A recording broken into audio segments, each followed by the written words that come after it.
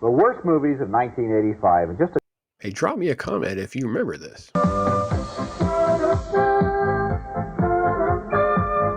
I think they're three of the worst major films of 1985, which is the subject of this special edition of At the Movies, the movie review program. I'm Gene Siskel, film critic of the Chicago Tribune. And I'm Roger Ebert, film critic of the Chicago Sun-Times. And that's right, it's time again for another look at the movies you really hated last year. Okay, let's move on to our next bad movie of 1985, which is The Bride, a big-budget Frankenstein movie that somehow completely missed the magic of the low-budget movies that inspired it.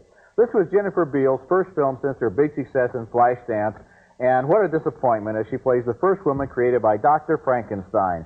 Here she is meeting her creator and the monster who was the doctor's first creation.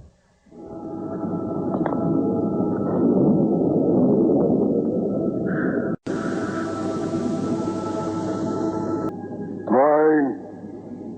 Take your filthy hands off me. For me. For me. Don't be so impetuous. For me. For me. You fool! Imbecile!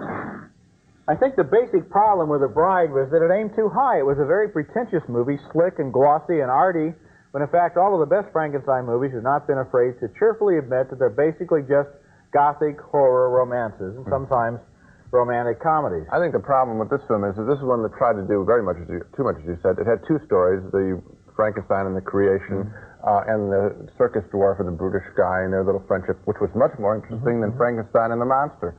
They should have focused on a love relationship. When you walk into this picture, you want to see Jennifer Beals in some kind of interesting thing with Sting, and they didn't have it. Well, there was no chemistry between the two of them at all. In all the best Frankenstein movies, including Bride of Frankenstein, the relationship between the monster and innocence, you know, and showing his own innocence is always the best part of the movie. Yeah.